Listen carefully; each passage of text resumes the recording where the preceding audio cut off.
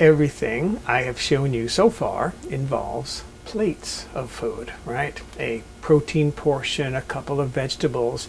That's how I eat most of my minute meals, but I'm not limited to that, and you don't need to be limited as well. Maybe you want some variety in your minute meals. How about bowls of food?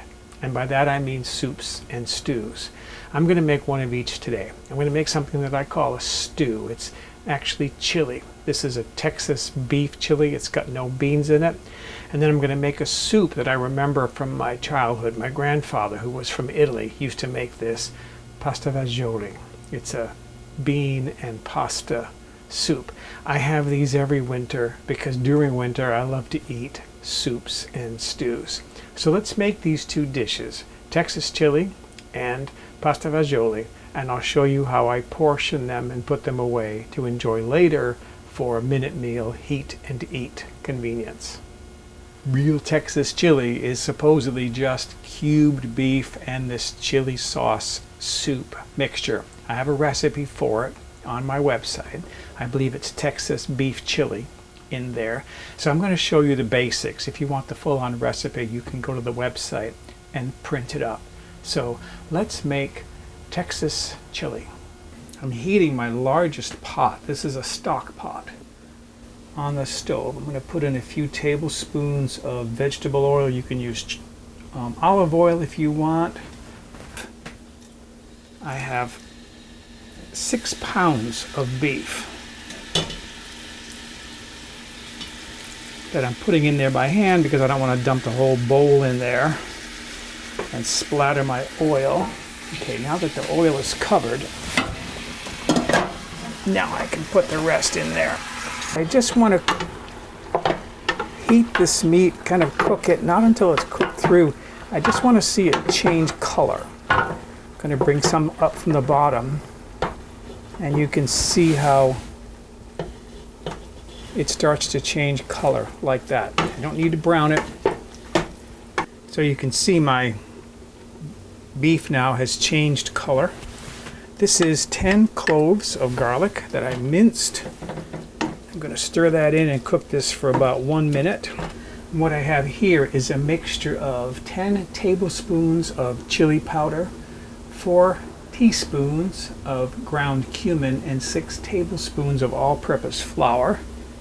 I'm going to sprinkle that over the meat, stir that in.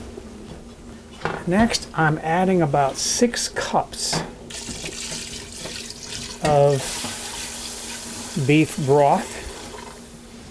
Now I need to bring this up to a boil. Then I'm going to put a cover on this and leave this partially covered like so. I'm going to reduce the heat to low, and I'm going to simmer this for 90 minutes.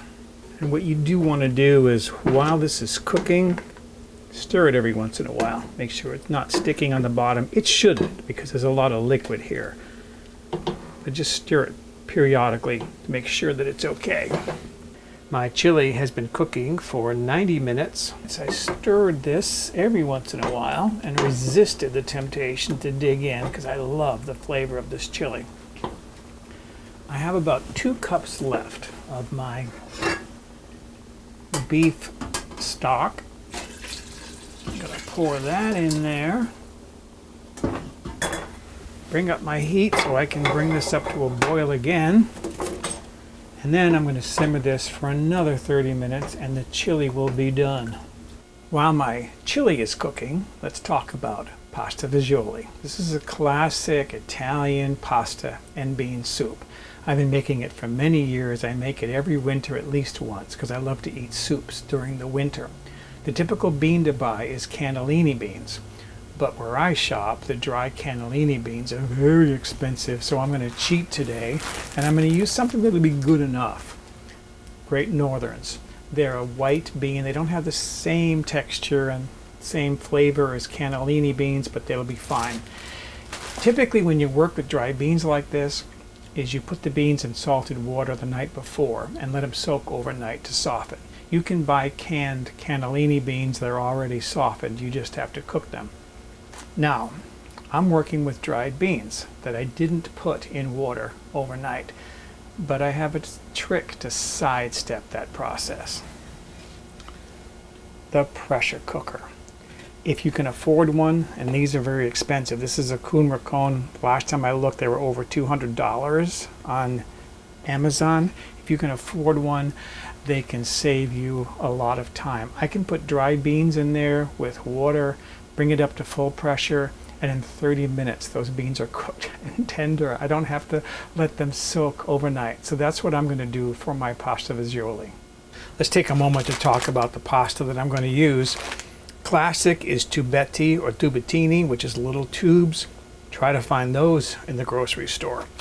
I always buy this short salad macaroni. This works very well. I used to be able to find dilatini, but I don't see that anymore either. But this works fine. Any small pasta, whether it be miniature shells, it could be small elbow macaroni, any small pasta macaroni will work fine in pasta fagioli. So there are my beans still in their water. They're wonderfully tender. I have some stock here that I'm going to add to the pan. This is 4 cups of stock. You can use chicken stock, vegetable stock. This is actually bean stock. I'm making beans. And then this is half of an onion diced. That's optional. One thing that is not optional is tomatoes. And what I'm going to do here, this is kind of messy, is I'm going to take the tomatoes out, and then with my hands I'm going to just crush them in there. Okay, my tomatoes are in there. I washed my hands. This is a couple large cloves of garlic. And then one thing I like in this soup is I like artichoke hearts. These were packed in water. I chopped them. They're whole artichoke hearts. I chopped them. By buying them packed in water, I don't need to soak them. Some of the artichoke hearts I see are packed in oil and vinegar, and they have a tart vinegar flavor. Okay, I need to bring that up to the boil. I have 2 things to taste here, 2 soups. Well, a soup and a stew. I took out just a really tiny amount, this is actually a little dipping bowl, of my beef chili, my Texas chili, because I don't want to have 2 bowls of soup. I'm just going to taste this.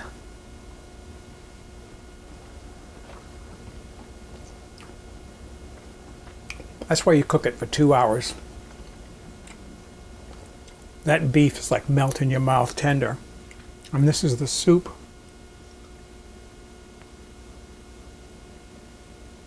Rich, spicy, delicious.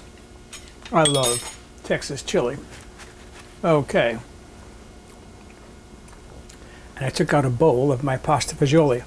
The thing about the pasta is you can put the pasta in the soup and cook it in the soup and then portion it, freeze it. I find that if I cook the pasta that way, it doesn't have that al dente texture, that chewy texture that I like in pasta. If you like really tender pasta, cook it in the soup and then portion it, let it cool, freeze it, you'll be fine. I always cook my pasta right when I'm going to eat the soup.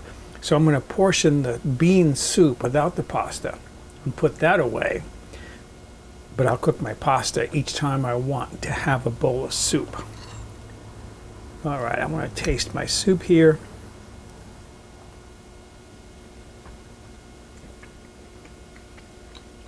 Delicate, mild. Those beans are so tender. They're almost like cannellini beans. They're so tender. This is the soup I remember as a child. My soups now have cooled down enough that I can portion them and seal them in these little plastic pouches. So my plastic bag is in there. This is my stew. I have a ladle here that holds about 1/2 cup per ladle full.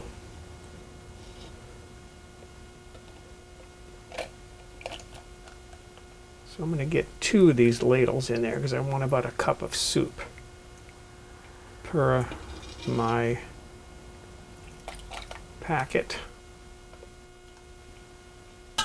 Okay. Lift my bag out.